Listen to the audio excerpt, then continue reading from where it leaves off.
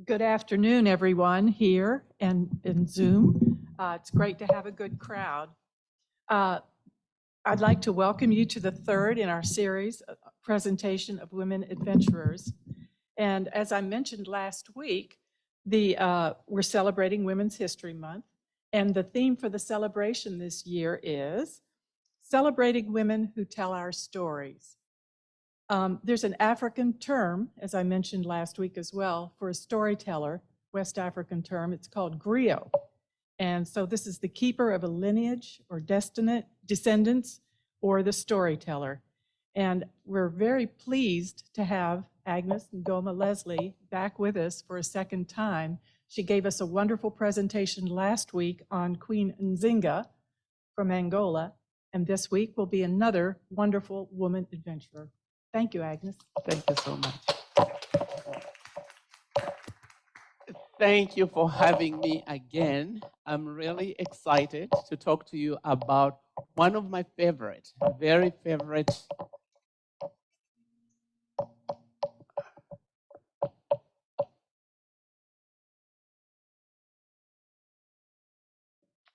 It's not coming properly.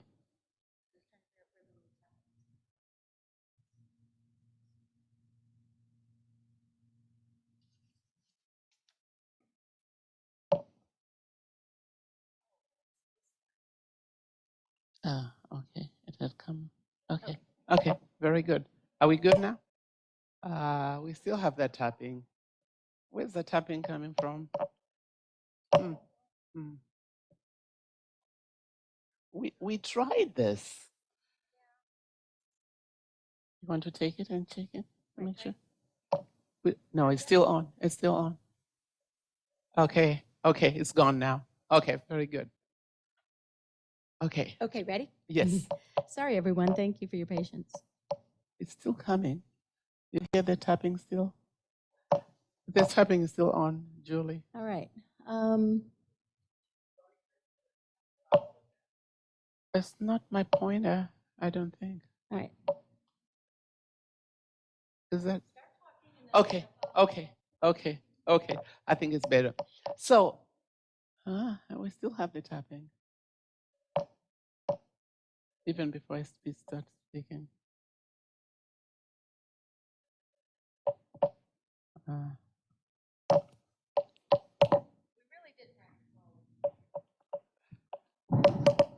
No, it's yeah. It's your earring hitting the mic. Oh, I see.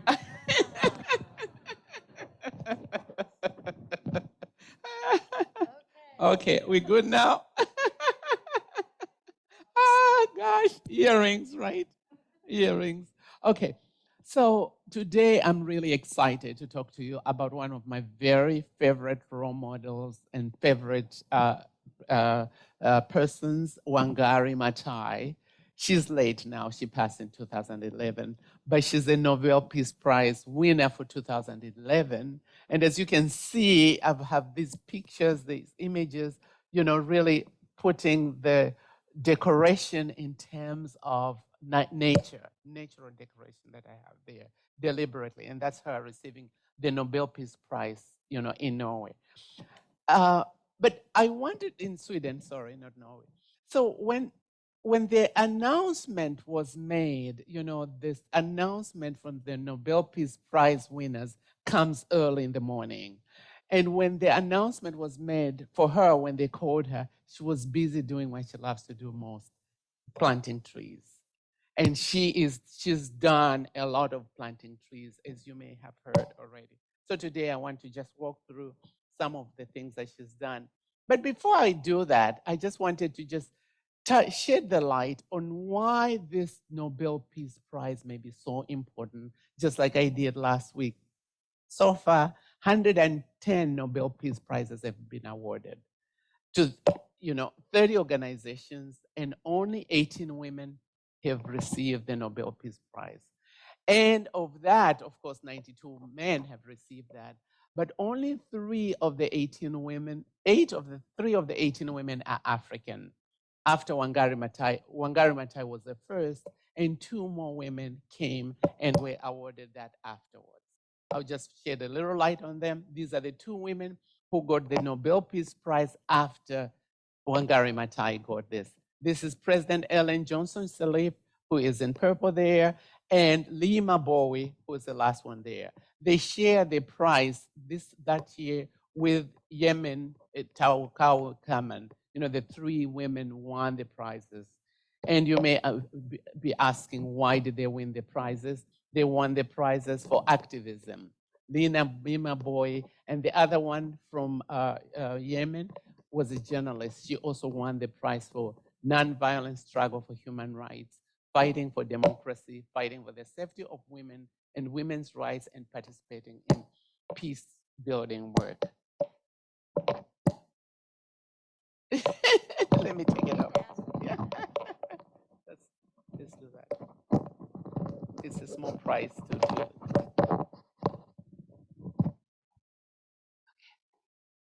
The backpack to that. Here. Okay, thank you. Then we can be safe now. Okay. So that's a recognition for women. So now I want to go just briefly to let you know who Wangari Maathai was. Of course, I've said she was the first African woman, Kenyan woman, to be awarded the Nobel Peace Prize in 2004. She was also the first woman in East Africa to earn a PhD. She was also known as an environmentalist, and she created the Green Belt movement, which to date has planted more than 51 million trees. And the University of Florida, I'm proud to say, has planted 1 tree in her honor. After she passed, I was behind, making sure that we actually honored her and planted a tree for her. Because one of my students, who happened to be in Tampa working for the newspaper there, called me. She had taken my class, and she called me. She said, Dr. Leslie, I'm very sorry to let you know that one of your favorite person that you teach about has passed. And, I worked with people around the university to plant that tree. We have that tree right now at the university. Thank you. So, as I said, she's an ecologist, founder of the Green Belt movement. While she was alive, she was behind the movement of planting more than 30 million trees. Activist, and she was also a Kenyan presidential candidate at one point. She was a professor at the university, and one of her books is Unbowed, a memoir. But if I use this picture deliberately when she was being awarded the award, and you can see the person behind her and recognize her. Yes, I don't have to mention her name, right? Yeah, Winfrey actually is behind the name, Oprah Winfrey. So sowing the seeds, one seedling at a time. How did this happen? She motivated thousands and thousands of people to start sowing seeds. In this room, how many of us have planted at least 1 tree? Good. That's great, because sometimes I ask my students and they're like, not yet, but planting in the tree is very good for the environment. And I deliberately wanted to show this picture. So asked about it, when she was asked, why do you do this?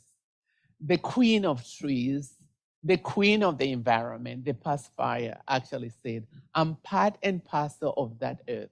That if something is done badly to that earth, it is being done to me also.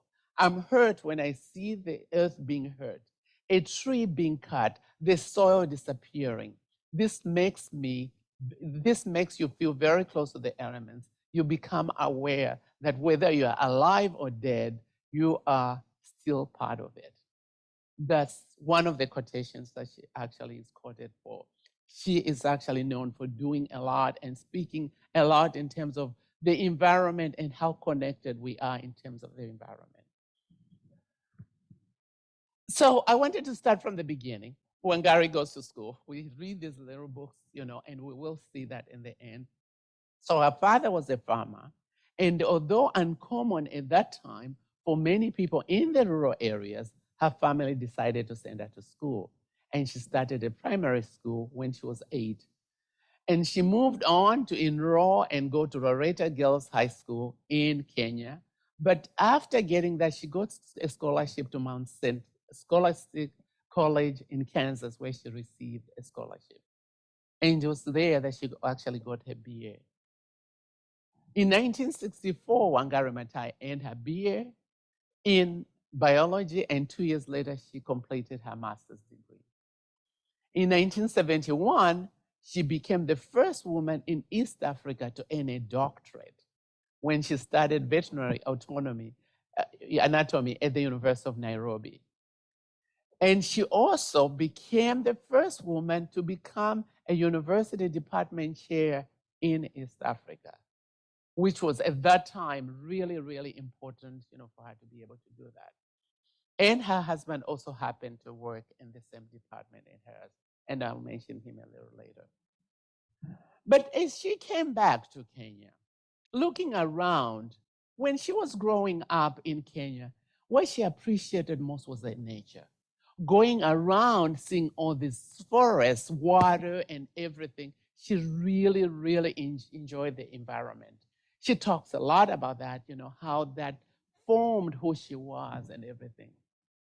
But as she started seeing these things, these changes as Kenya was developing, she saw that the impact on the environment was just really deforestation, and really the environment was being harmed and everything. So she started small, really to grow 51 or 30 million trees, of course, starts with one tree, right? She started growing seedlings in her backyard. She started with 9 seedlings, growing them row by row. And then when she saw these trees germinate and everything, she said, maybe there's something here. She started doing more and more. And then she said, maybe, I can convince others to do the same thing. So she contacted more women, and soon she talked to them and said, look, the environment is being depleted, and the environment is really our food and our life. If we let the environment be destroyed, at the end of it, we are going to suffer. And we're already suffering because women had to go long distances to collect firewood. They had no food sometimes because of the fact that, their environment was being depleted. So she got women in different villages, really. She talked to them.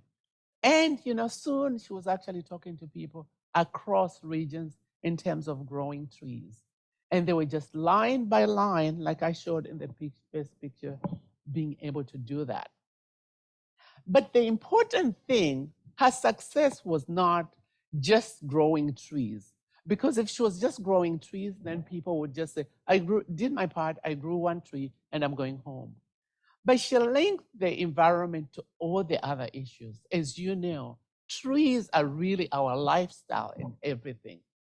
She started linking the trees to human rights. The fact that, the government was not paying attention to the human rights and was not paying attention to what was going on in terms of the degradation, deforestation.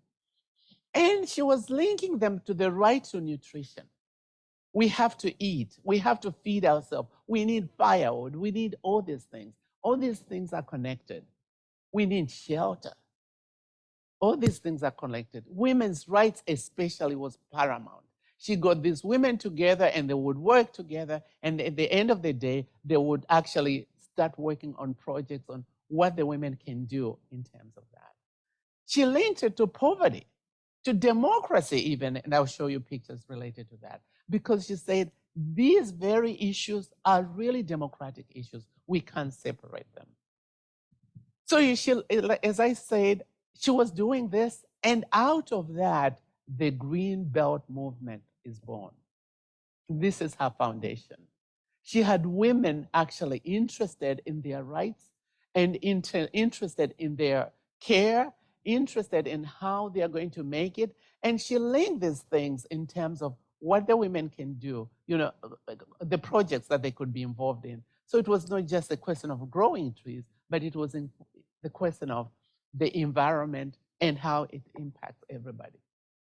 So when you see her planting trees, it's not just by herself. She has a lot of people doing that. So in 1977, as I said, she launched the Greenbelt Movement, an environmental non-governmental organization focused on the planting of trees, the environmental conservation, and women's rights. This not only began to reforest Kenya, but helped others, especially women. And Matai explained this. She said women needed the income and they needed resources because theirs were being depleted. So we decided to solve both problems. So Matai would pay women for the trees that they were growing. She would pay for each seedling. After the seedling got hold, like after 3 months, she actually would pay the women for that. So there was an incentive for people. It wasn't just growing trees, but they saw the direct incentive. They would get paid for the incentive, but then also they're getting their women's rights. Also, they're getting to see that their environment is protected.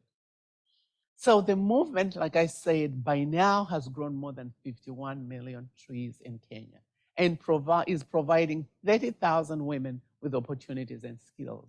So it was skills related. They had to do this. They were coming up. Every time they got together, the women, they learned different skills apart from growing trees. So the movement expanded. In 1981, the United Nations recognized the need and recognized the linkages that she was making. And they actually came through and gave us some money, some funding for doing that. So as a result of that, thousands of women could be paid out of that. By 1986, the GBM had expanded to include reforestation in countries across Kenya. Tanzania, for instance, was actually involved in that. Other countries, were actually in East Africa, were involved in that. And she was actually also linking that to teaching people to make connections between actions and societal problems. What problems are we seeing? How can we derive examples? How can we derive responses? And how can we derive answers from the environment? This was very big. So really the understanding of her and the economy and the democracy and shelter, nutrition, all these things kept together made this a success. And it continues to date. So she converted this into mass action for reforestation. In 1984, she was awarded the Right Livelihood Award for converting Kenya ecological debate into mass action. So the whole country had neglected that. At some point, people were not talking about it. They were seeing all these areas being, really wiped out, and they were not talking about it. But it was because of Wangari Maathai, even in Parliament, that they actually started talking about it. And later on, like I said, she becomes a member of Parliament for Kenya, but also she's also elected as a minister for the environment and natural resources in the government. But this took a lot of work on Wangari Maathai. It wasn't easy. One would think, oh, you're fighting for the environment, so this is straightforward. Let's go for it. But no, it was challenging because she challenged the government and said these issues really don't have to be there. But they saw her as the enemy.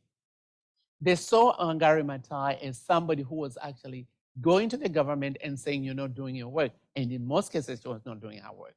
She could actually debate with the president at that time. And the president would come to her and say, no, you shouldn't be doing this. And, she had the way of talking.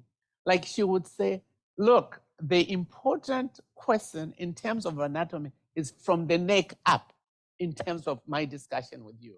Don't discuss me as a woman. Discuss me as a way I see things. Don't look at me and just try to patronize me. But because of this, unfortunately, she was arrested several times. Sometimes she was put under house arrest, and life was a struggle for her. It was not smooth sailing. You would think everybody's talking about the environment, so everybody says, yes, let's put our sources together and do this. But no, it was a struggle for Wangari Maathai. one of the biggest struggles that she had, which is highlighted, was in 1989, when the government at that time decided, think about it in terms of the New York, the park there, the Central Park in New York. Somebody thinking, we will change the Central Park and we're going to put a high-story building here and change the layout so that, we can actually do that. And also on top of that, put a statue for the president to say, this is the president here. Things which actually did not make sense, things which would take away from the environment, things which would take away from the people. She fought. This is one of her major things that she fought. And this actually drew international response because people said, look, this doesn't make sense. So I'll show you. This is a picture. It's a beautiful park in central Nairobi. When people are in central Nairobi, which actually Uhuru is called Uhuru Park, which incidentally means Freedom Park. And at lunchtime, this park is surrounded, people just walk there from the different offices. I've been to that park. It's a beautiful park. You get your sandwich, you get something, you sit down and you eat it nicely. People are walking there and there's no traffic, cars are not allowed there. And it's just beautiful. And the government at that time said, no, we are going to build a multi-story building here. And Wangari Maathai, of course, said, not over my, you can't do this. I will not allow it. And so she started fighting the government. And the government actually fought back. This is another part of the park, beautiful park. She actually was arrested because of this park, but she continued to fight. And one time she had, these, sleeps, where she could actually sleep at the park to fight it. And then, the police would come and move her and try to take her to prison or things like that. It was really, really tough. But because of the people who supported her, some people brought blankets. They said, no, this is against the democracy. This is a park that we should honor. Because of that, the park is sustained. Just now, as I'm speaking now, the Kenyan parliament is thinking about how best people can actually, be addressed by that. They're actually thinking about restoring the park, making it as beautiful as possible. But without Wangari Maathai, this park would not be there. So for fighting, this park, she was beaten and arrested. People came to her aid, as you can see in this picture. She was actually being taken away and things like that. The president at that time called her a mad woman, you're doing this and everything. And she said, no, I'm thinking about our children and the future. I will not let you, over my dead body, I will not let you do this. She was unstoppable. She just continued to do that. And so at one time, too, after the park was saved in 1992, 1993, there were these younger people who were protesting against the government. They were protesting because they had, they found that the government was being undemocratic and doing all kinds of things about the people. And these mostly younger people were arrested and imprisoned. She led the campaign with other women to protest the government. And so they were on hunger strike. They decided they would just be at the corner of Uhuru Park, Freedom Park, and protest until the government released these younger men. So sympathetic Kenyans joined them, brought them food, blankets, and then they just stayed there. From time to time they eat, but most of the times from 1992 to 1993, they periodically waged these hunger strikes. They just kept on, and at one time the police came and tried to get rid of them. And then you know what they did? These older women, they just, unwrapped themselves and showed their breasts to these younger policemen, and the police ran away. I should explain what that means. So in African cultures, some African cultures, You know, you're not supposed to see an older woman naked, especially women who are like supposed to be your mothers. And so if they deliberately show you their nudity or expose themselves, it's a curse on you. Yes, something bad is going to happen to you. Yes, you find even in Zambia, you know, one time when actually people were fighting for independence, women would just do that, older women, and people would run and say, you know what? It's really, it's a curse. So you can imagine the police tried to arrest them. They bared themselves and the police were running away. Think about that. So this is bare-breasted women. These are pictures of bare-breasted women when mothers of political prisoners stripped at Uhuru Park. This is really a way of you just using your body in terms of when you don't have bullets, when you are harmless and you don't have anything to fight with, you fight with your body, but you fight with your body in a way that actually shames people. So this is actually shaming for them. So the police ran away, but Wangari Maathai was arrested and put in prison. And at one time, you know, people protested against that, and then she was released. But the Wangari Maathai continued to fight and said, you know what, my fight continues until everybody is released. And she continued to fight until the boys and all those people who were arrested were released. So, you know, she also had attacks on a personal level. During that time, you know, sometimes when you're being attacked, everybody sees the evil in you. They're trying to do this and trying to do that. Unfortunately for her, even her husband, I was talking to her about this just a little while ago. The husband, who was in the same department as her, but she was rising and doing so well, right? The husband said she was too strong-minded for a woman, that he was unable to control her. So he, you know, he filed for a divorce, and the divorce was granted. And guess what? She called the judge incompetent, and she told the people that she should not. He didn't take into consideration the things, some of the things that she submitted, you know, and he was anti-women. That's how she felt, and she called him incompetent. So for that, she was jailed for 6 months. Imagine, for contempt of court, which, you know, was not entirely saved. They released her after some time. But one of the issues that came up, which is really quite interesting, was that her husband asked, you know, even in the court, that she stop using his last name because they were married. And so she said, okay, I'm going to stop using my last name. And so she changed here, you know, if you can see here, and his name is Matai, and this was her original name. She decided to add an extra A here and become Matai. So that's how she got that name. So the husband was like, you know, of course, didn't feel as good as he would, but she said, this is no longer your name. This is my name, Matai. But apart from that, though, globally, she was recognized for all the things that were happening. She continued to grow trees, and her foundation continued to do well. And she was actually awarded several awards for that. But in addition to that, she also advocated for human rights, AIDS prevention, and women's issues. She saw herself saying, you know, this country is really corrupt, and she called the government for corruptness, and she called the people for actually following, you know, the people who were following the president at that time. So she was really antagonistic with them just because she stood up for what was right.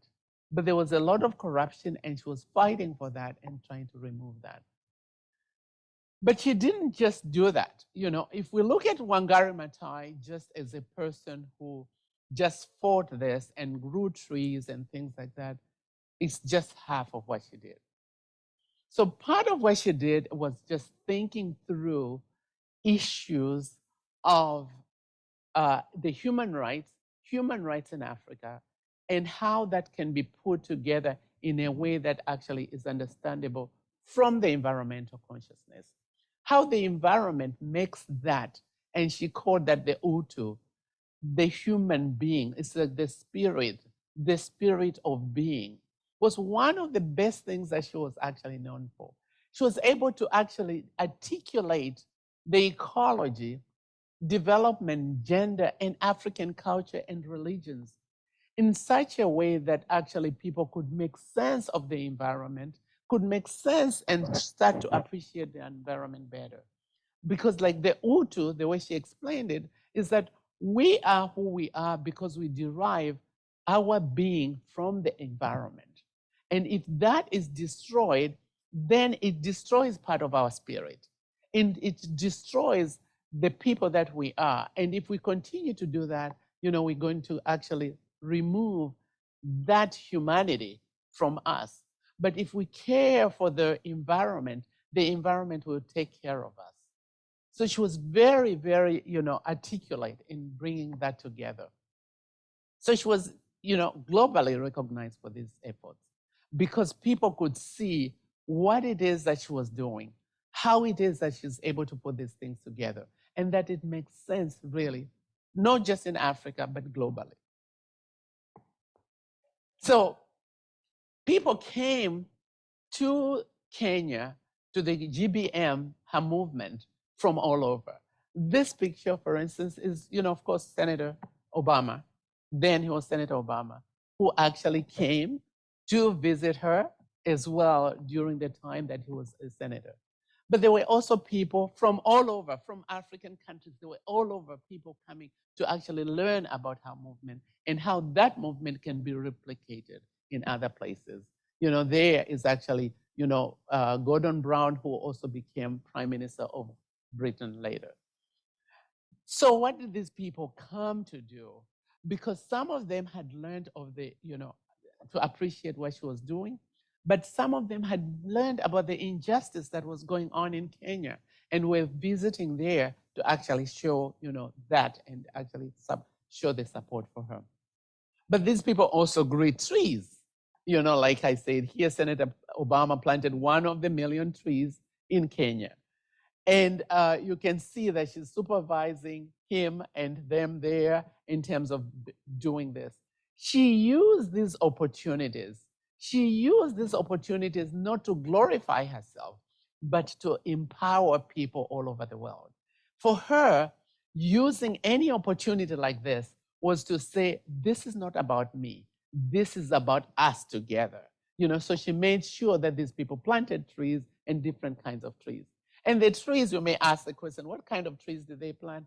They planted trees related to the environment that they were in, respectful of that environment. So they would not bring a plant that would not survive here. So all the trees were really carefully chosen so that they could actually survive in that environment. And therefore, that's why we see that.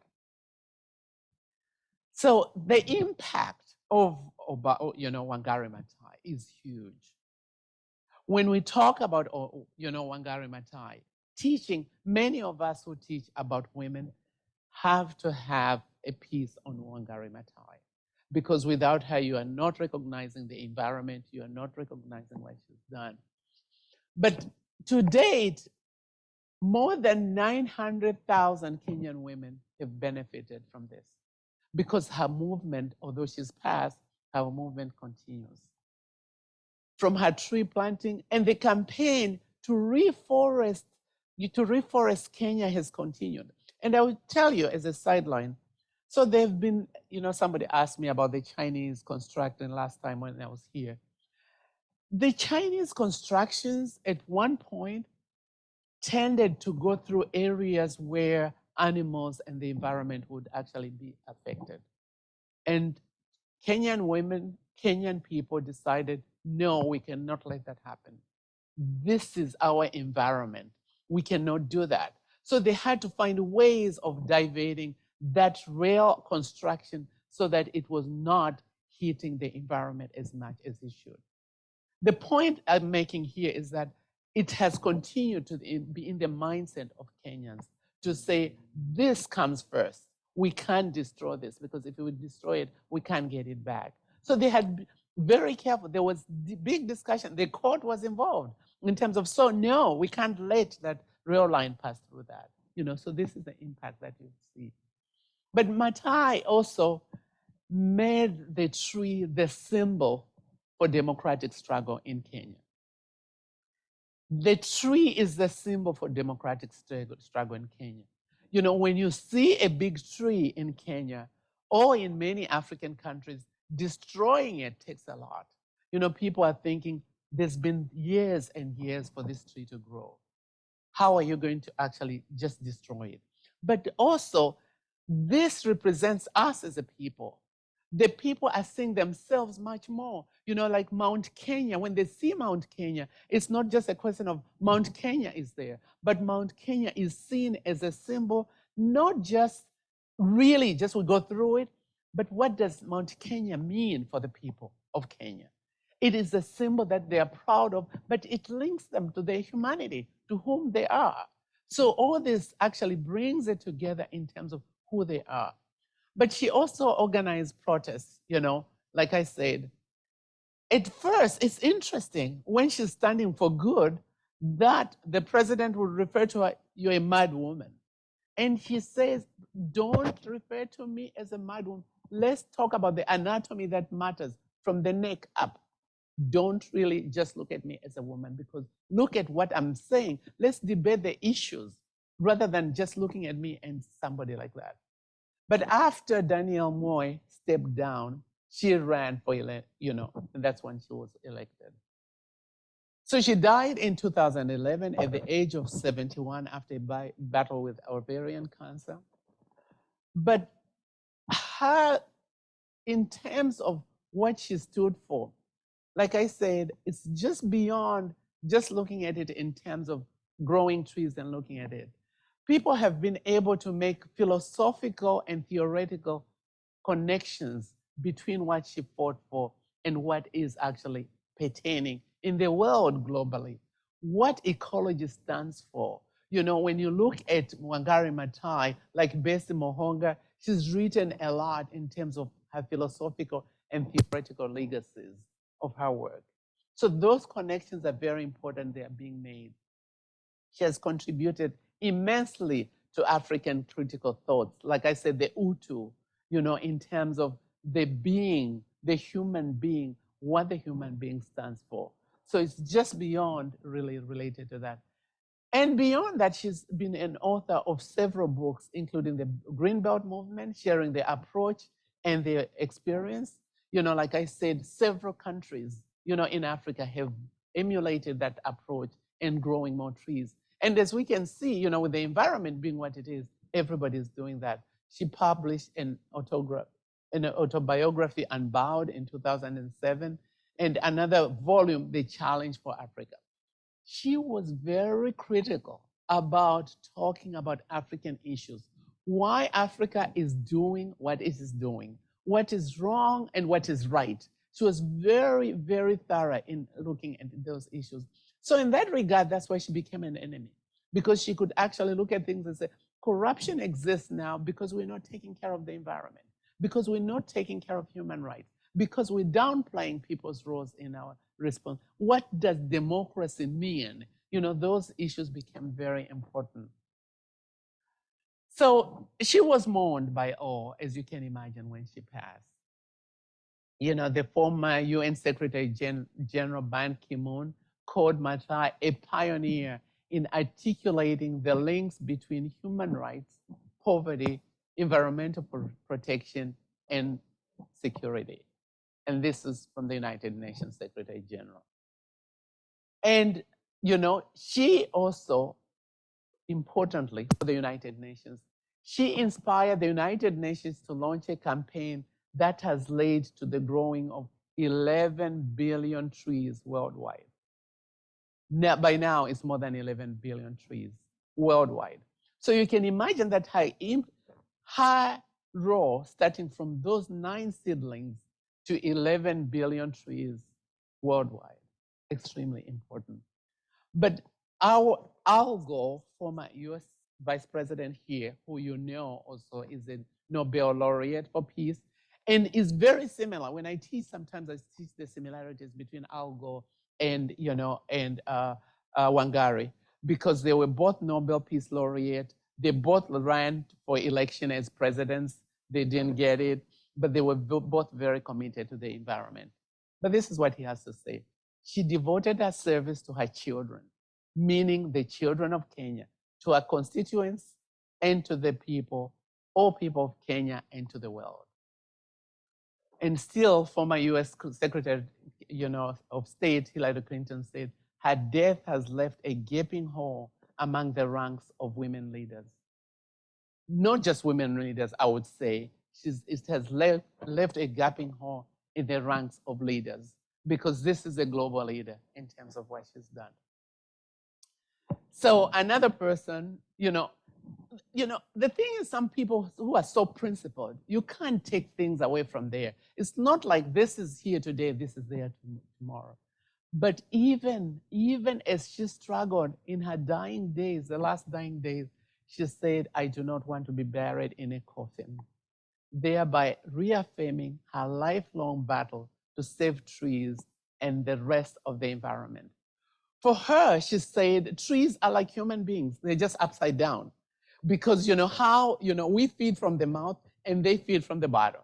So she felt this connection and she said, no, I would not want to be buried in a wooden coffin because that will be compromising. Then one tree would have to be cut for me to lie in it. And that's not fair for the trees. The Nigerian environmental activist Nemo Bassi commented and said, if no one applauds this great woman of Africa, the trees will clap. And I'm sure the trees are clapping, But when we try to sum the things that she's done in terms of really her impact, globally and at that local level, she's a humanist, really caring not just for herself, but for everybody, for the environment, but beyond. And environmentalists, you see so many books. Any person who teaches environmentalism teaches Wangari Maathai. A fighter for peace, justice, and equality. Of course, that's obvious. A fighter for democracy. That's why she was attacked so many times. A Pan-African, a women's rights crusader, an educator, because this is where she started. Remember, she started from being a department chair, going all the way and continues to do that.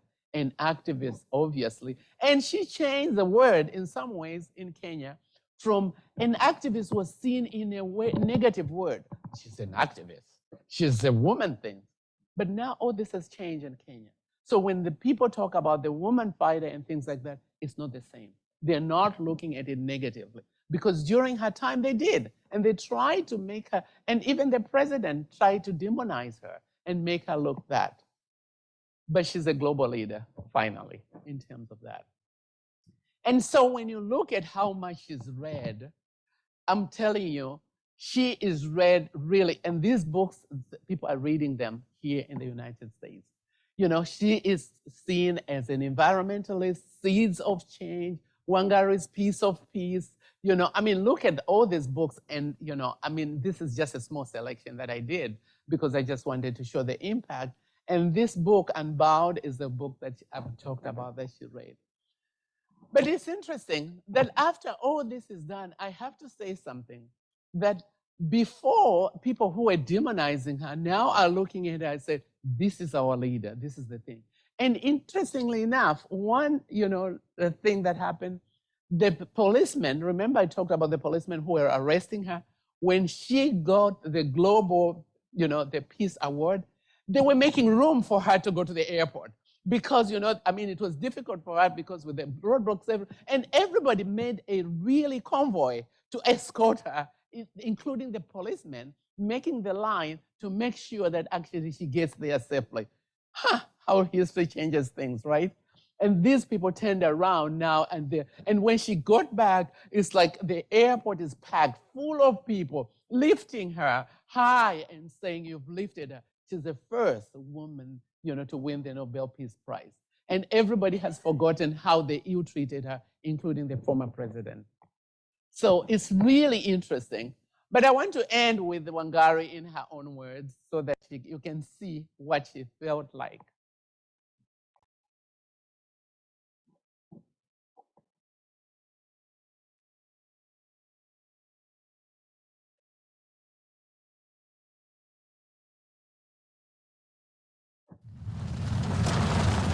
We are constantly being bombarded by problems that we face, and sometimes we can get completely overwhelmed.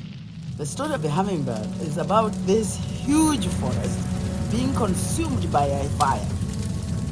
All the animals in the forest come out and they are transfixed as they watch the forest burning, and they feel very overwhelmed, very powerless, except this little hummingbird. It says, I'm going to do something about the fire. So it flies to the nearest stream, takes a drop of water, and it puts it on the fire and goes up and down, up and down, up and down, as fast as it can. In the meantime, all the other animals, much bigger animals like the elephant with a big trunk, could bring much more water. They are standing there helpless, and they are saying to the hummingbird, what do you think you can do? You're too little. This fire is too big. Your wings are too little. And you're big, so small, you can only bring a small drop of water at a time. But as they continue to discourage it, it turns to them without wasting any time and tells them, I am doing the best I can. And that, to me, is what all of us should do. We should always feel like a hummingbird.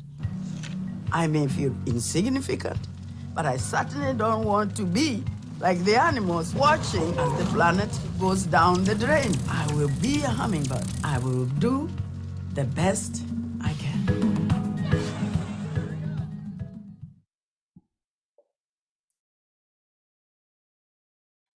Thank you. That's the end. Yes.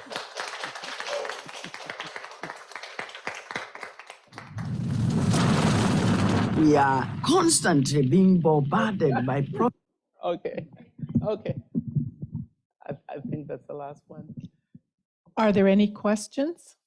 Thank you so much. Yes.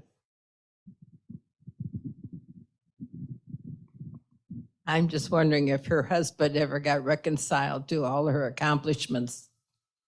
To all her accomplishments, had to, I mean, really, there was no choice. She's a global leader, right? The thing is you have to accept, what is, Unfortunately for him, he had to eat a lot of humble pies, Not that they reconciled together, but, he just, he couldn't, not recognize who she is. The world knows who she is. Thank you for that question. Yes. When she first gave the seedlings to people, she gave them money for getting the seedlings. Where did she get the money in the beginning? That's a very good question. In the beginning, she was using her own resources. She was so committed, but she didn't give them that much, but she felt that made the difference, for them in terms of their lifestyle. She just gave a little for what they gave, and they just decided to come back. But the point is really also not so much the money, but how they felt. Her commitment led them to feel, if she's so passionate about this and she's able to do that, what can we do but do this? And also, what do we lose by actually doing this? Yeah. Very good question. Thank you. Anyone else? I have a question, if that's okay. Yes. How was she really encouraged by her family, her parents growing up to become this confident, or did she kind of go against the establishment for women? I'm sorry. When she was growing up, was Yes. she encouraged by her parents, or they? Yeah. Well, you know what? This is the thing. At the beginning, many people in that area were not sending their kids to school, especially the women. But the parents felt, well, we're going to make a difference because they saw how she related to things. She was very articulate and she was very, very smart. And even after starting school, she was just getting the best grades. So they just encouraged her to move on to the second level. Yeah. I have a question about the current drought in Kenya and East Africa. Yes. Terrible. It seems like all the land is suffering and the trees, I would imagine. What's to be done? You know what? Some part of it is difficult. I should say that even with growing trees, some areas you cannot. But if you do that, at least within your area, you can actually feel you're making a small impact. But much of East Africa has been really affected by this drought, and it's really hard for even the governments to deal with that. Yeah. Well, Agnes, thank you very much for coming. We've really appreciated your Thank you. Thank you all for coming. Thank you for listening. I hope that that made a difference at least. Yeah. Thank you so much.